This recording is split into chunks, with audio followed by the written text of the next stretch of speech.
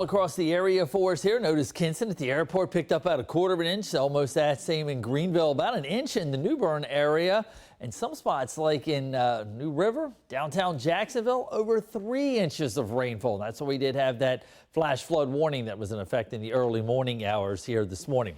All the rainfall, though, is sweeping off of the coast. Drier air is moving in as that front continues to push its way south of Cape Lookout and continuing to allow us to see drier and cooler air working in. 70, that's where we stand right now here on July 1st in the Greenville. And looking at 75 in Havelock, and even less than that, 69 coming in Richland's Jacksonville area. All of us have seen those winds go out of that northeasterly direction, bringing that drier and cooler air in here. So when we saw dew points this past weekend, they were in the upper 70s and near 80. Now we're seeing them fall back into the 50s and 60s. So nice and refreshing air starting to move in. We may be lucky to get to 80 degrees in a lot of locations here. I think these numbers are probably a little bit too warm, even in spite of the sunshine coming in Kinston, Williamson, and Windsor for us here.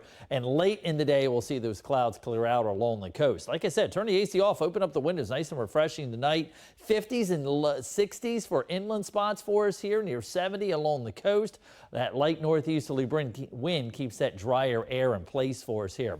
Front continues to move away. High pressure noses in from the Ohio Valley. It's a pattern that we saw most of last week that sends that front way down to the south here. And as a result, we'll continue to see lots of pleasant temperatures and humidity levels across the area, and eventually we'll start to see that high slide offshore southwesterly winds kick in, but no real fronts getting to us here. Most of those stay well off towards the north. As I said, we saw Tropical Storm Chris. Again, it was a short-lived system. It's raining itself out over Mexico. This one, though, is crossing the Leeward and Windward Islands right now, and it is forecasted to get again in that same area, although it ramps up to about a Category 3 or 4 before it heads towards the Yucatan Peninsula, and then eventually by the weekend kind of buries itself in the same area of Mexico. There is another system behind it, about a 30 to 60% chance of development, but again, few and far between of any impacts for us here. We'll start to increase the heat and humidity as we go through the weekend, and that starts to get some of those afternoon showers and storms bubbling up in here